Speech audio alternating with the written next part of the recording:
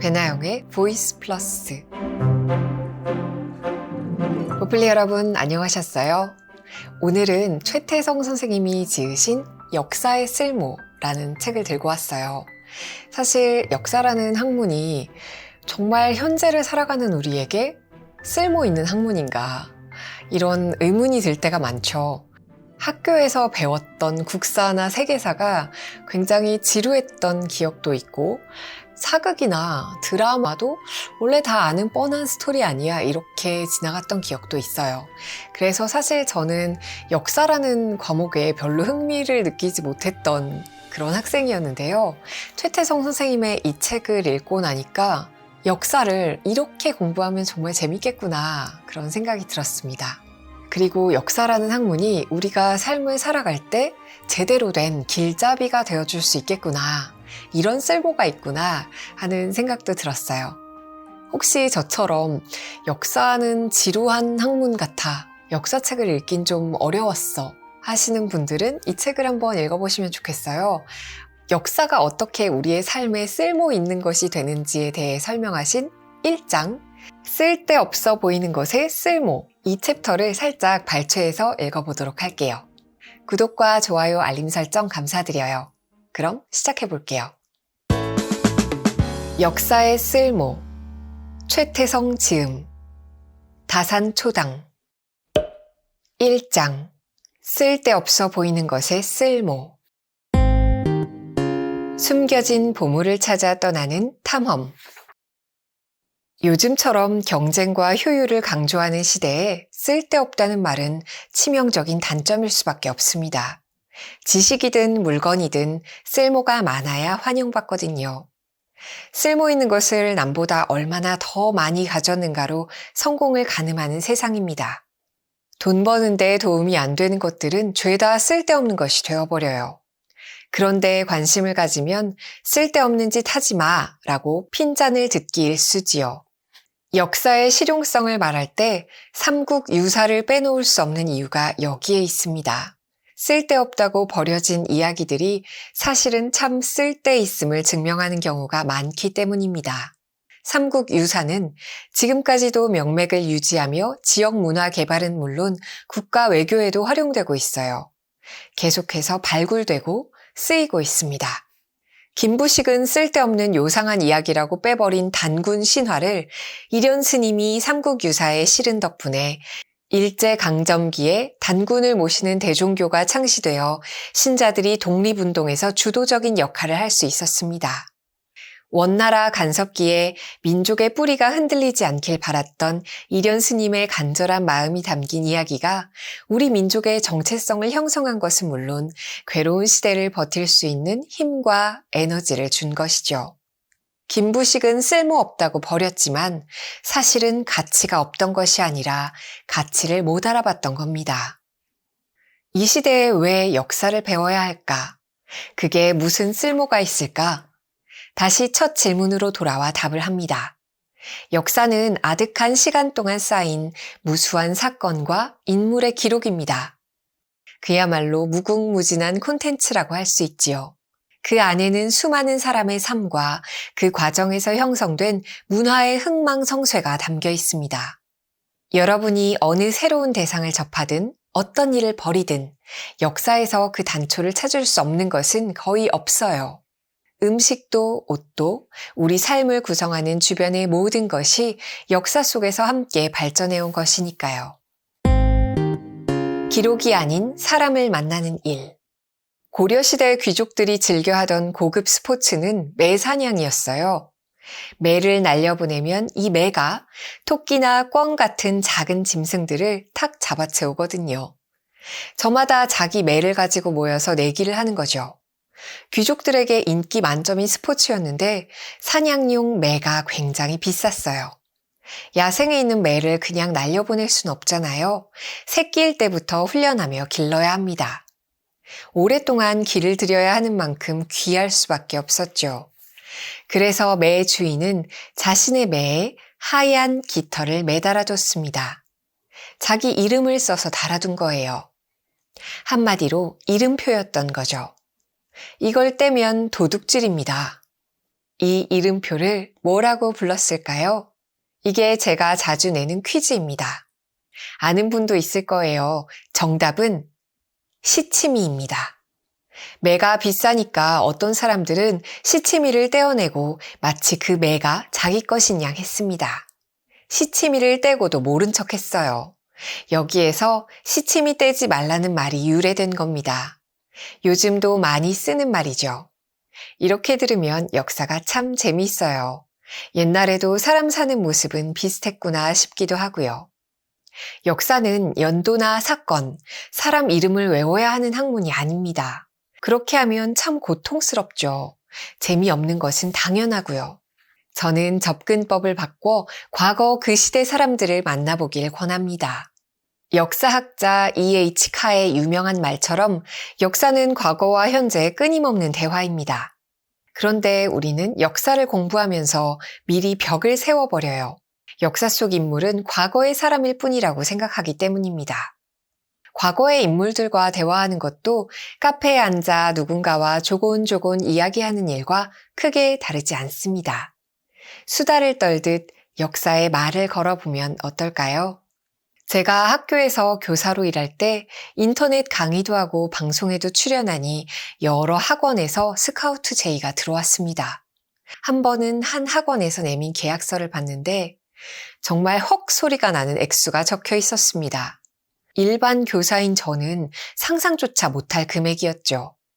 좋은 교사로 마무리하는 것이 제 인생 계획이었지만 흔들리게 되더군요. 학원으로 가는 게 나쁜 일도 아닌데 이 돈까지 받을 수 있다면 가야 하는 거 아닌가 하는 생각과 내가 아직 학교에서 할 수 있는 일이 있는데 돈 때문에 옮기는 건 아니지 않을까 하는 생각이 계속 충돌했습니다. 일주일간 정말 많이 고민했어요. 얼마나 갈등이 심했는지 원형 탈모증까지 생기더군요. 이러지도 저러지도 못하고 있을 때 저 역시 사람을 만났습니다. 독립운동가 이회영 선생의 일생을 다룬 다큐 프로그램을 본 거죠. 그 영상 말미에 이런 문구가 나오더군요. 30살 청년 이회영이 물었다. 한 번의 젊은 나이를 어찌할 것인가. 눈을 감는 순간 66 노인 이회영이 답했다. 66의 일생으로 답했다. 눈물이 펑펑 쏟아졌습니다. 중요한 선택을 앞두고 나보다 앞서 살았던 사람의 삶에서 좋은 영향과 자극을 받은 것이지요.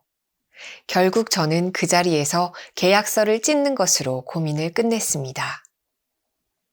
역사는 무엇보다 사람을 만나는 공부입니다.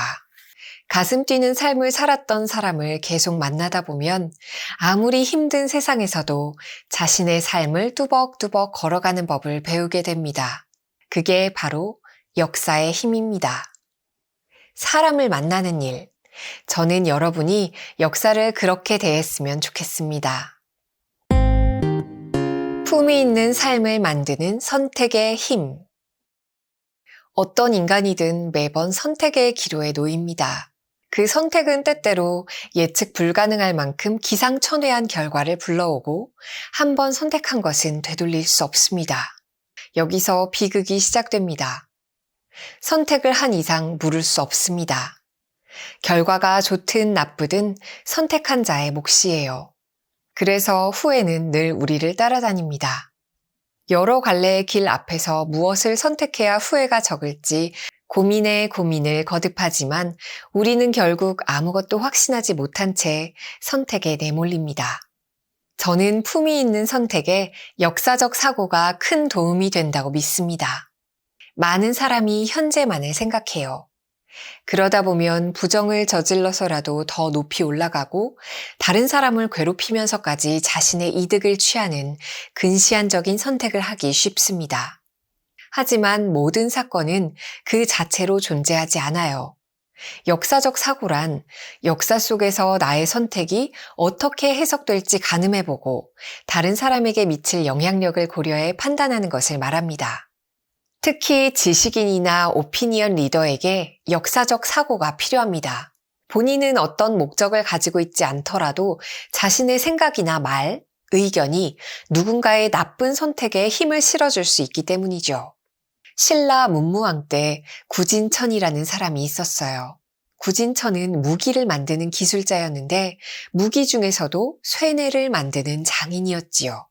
쇠뇌는 활에 석궁처럼 방아쇠 장치를 달아서 큰 화살을 멀리 쏠 수 있게 만든 무기인데 당시 신라의 쇠뇌는 성능이 엄청나서 화살이 1000보나 날아갔다고 합니다. 보가 장년 남자의 보폭을 기준으로 한 단위니까 1000보라고 하면 700m에 가까운 굉장한 거리입니다. 물론 아무나 만들 수 있는 건 아니었고 구진천이라서 가능했지요. 구진천의 실력이 얼마나 대단했느냐면 중국에서도 구진천을 데려가려고 난리였습니다. 구진천이 살았던 시대에 신라는 당나라와 연합하여 삼국을 통일했습니다. 고구려가 668년에 멸망했는데 바로 그 다음 해에 당나라 황제 고종이 신라에 구진천을 내놓으라고 요구합니다. 당나라 군사들이 전쟁 중에 보니까 신라에서 사용하는 쇠뇌가 무척 좋았던 겁니다. 와, 저게 대체 뭐야? 저걸 누가 만들었대? 하고 알아보다가 구진천이라는 기술자의 존재를 알게 된 것이죠. 백제와 고구려를 무너뜨린 뒤에 당나라는 신라마저 병합하려 했습니다. 그러려면 신라와 한판 승부를 벌여야 하는데 당연히 신라의 비밀 병기가 두려웠을 겁니다. 그의 버금가는 무기를 만들어야겠다고 생각했을 테죠. 그러기 위해서 구진천은 당나라에 꼭 필요한 사람이었습니다. 신라는 구진천을 보내기 싫었겠지요. 하지만 당의 요구를 계속 거절할 힘이 없으니까 보낼 수밖에 없었습니다. 구진천이 끌려가자 당 고종은 신이 났습니다. 얼른 쇠뇌를 만들어 바치라고 명령을 내렸죠. 구진천은 명령대로 쇠뇌를 만들기 시작했습니다. 드디어 쇠뇌를 시연하는 날이 되었습니다. 당나라 황제와 고위 관료들 앞에서 구진천은 쇠뇌를 들고 방아쇠를 당겼다가 놓았습니다. 팡 소리가 나는 동시에 모두들 먼 곳을 바라봤겠지요. 화살이 얼마나 멀리 날아갈까 잔뜩 기대하면서 말입니다. 그런데 이게 웬일입니까? 화살이 30보도 못 가서 뚝 떨어져 버린 거예요. 황제는 화를 냅니다. 1000보보다 더 멀리 쏠 수 있는 쇠뇌를 만들어야 할 판에 30보라니. 그때 구진천의 대답이 참 재밌습니다. 신라의 나무가 아니라 당나라의 나무로 만들어서 그렇다고 이야기하거든요. 항상 사용하던 신라의 나무와 질이 달라서 제대로 안 되는 거라고 말합니다. 들어보니 그의 말이 꽤 일리가 있어요. 결국 당나라는 신라에서 나무까지 들여옵니다. 다시 시연하는 날이 되었습니다. 황제는 또 기대합니다. 신라의 나무로 신라의 기술자가 만들었으니 군사들이 봤던 대로 엄청난 위력이겠지? 하지만 이번에도 화살은 60보 정도 날아가다가 떨어졌습니다. 구진천은 이번에도 나무 핑계를 댑니다. 신라의 나무가 바다를 건너오면서 습기를 잔뜩 머금어 제대로 완성되지 않았다고 말하지요. 구진천에 대한 기록은 이것이 끝입니다. 어디에서도 더 이상 그에 관한 정보를 찾을 수가 없습니다. 고위 관료도 아니고 양반도 아니고 아무리 실력이 좋아도 그 시절에는 천한 신분에 속했으니 말이죠. 중요한 사실은 나당 전쟁이 시작된 670년, 당나라에는 화살을 1000보나 날릴 수 있는 쇠뇌가 없었다는 점입니다. 구진천은 끝내 쇠뇌를 만들지 않았던 것입니다. 구진천이 당나라에 자신의 기술을 전했다면 아마 좋은 대접을 받았을 것입니다. 극진한 대접을 받으며 잘 먹고 잘 살 수 있는 길이 열렸겠지요. 그런데 왜 끝까지 기술을 숨겼을까요? 당이라는 큰 나라의 황제 앞에서 목숨이 날아갈지도 모르는 위험한 선택을 한 이유가 무엇이겠습니까? 구진천은 알고 있었던 거예요. 자신이 쇠뇌를 만드는 순간 그것이 신라 사람들을 향할 수밖에 없다는 사실을요. 구진천의 선택이 수많은 사람을 살린 셈입니다. 얼마 전에 한 기사를 봤는데 한국의 대기업 연구 인력을 스카우트해 가던 중국 기업들이 이제는 대기업의 핵심 장비를 납품하는 협력업체 인력까지 빼간다고 하더군요. 40억, 50억이라는 생각해 본 적도 없는 거액의 연봉을 제시하니까 흔들리지 않을 수 없겠지요.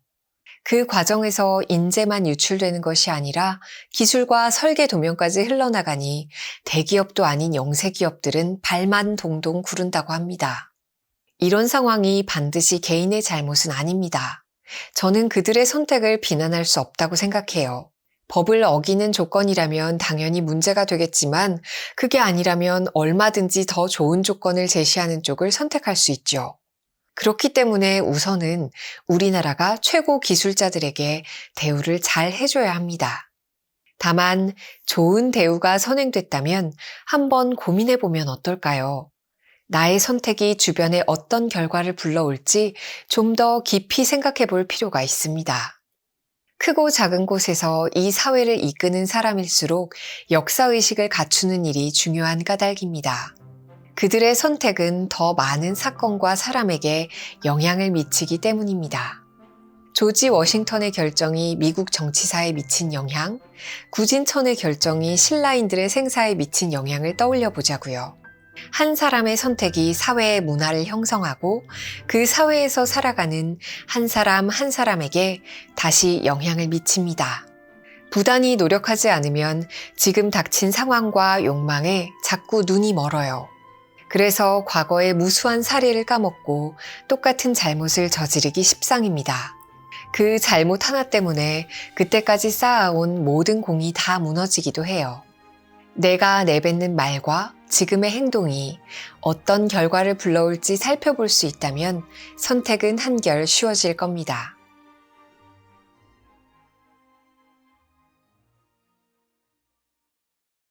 배나영의 보이스 플러스